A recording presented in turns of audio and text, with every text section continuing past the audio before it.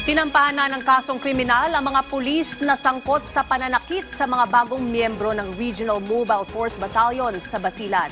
Giit ng pambansang pulisya, zero tolerance policy ang kanilang ipinatutupad laban sa anumang uri ng hazing. Yan ang ulat ni Ryan Lisiges.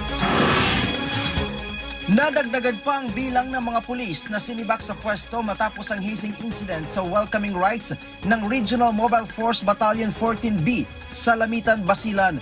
Ayon kay PNP spokesperson Police Brigadier General Randolph Tuanyo, 77 pulis na ang narilib sa pwesto. Mula sa nasabing bilang, 22 na ang nasa restrictive custody. Kaugnay nito ay nasampahan na rin ng kasong kriminal ang 12 pulis na may kinalaman sa insidente, kabilang na ang Force Commander.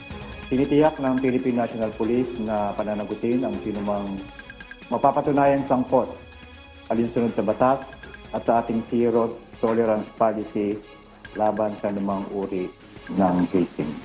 Paglabag sa RA 11053 o Anti-Hazing Act of 2018 ang naisampa sa mga pulis na kinabibilangan ng isang police colonel, isang police major, 5 police corporals at 5 patrolman.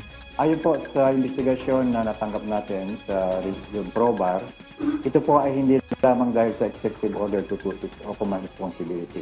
Ito daw po ay nakitang physical na presence na habang nangyayari po yung nasabing mga aksidente. Samantala, nagbabala naman si PNP Chief Police General Jose Melencio Naratates Jr.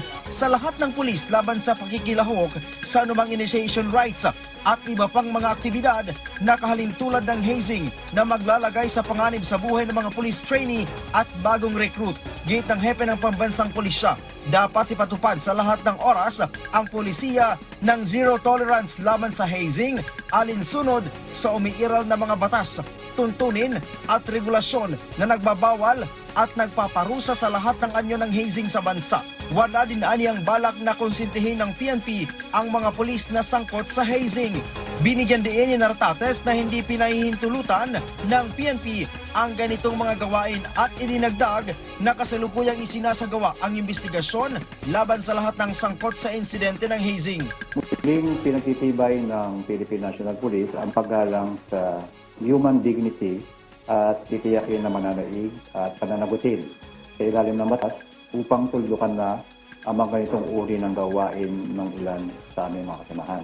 Hindi po ang zero tolerance policy ng ating pong Philippine National Police. Dapat din anyang palalahanan ang iba pang mga tanggapan at unit ng PNP sa buong bansa hinggil sa mahigpit na pulisiya ng PNP laban sa hazing. Ryan Lisiges para sa Pambansang TV sa Bagong Pilipinas.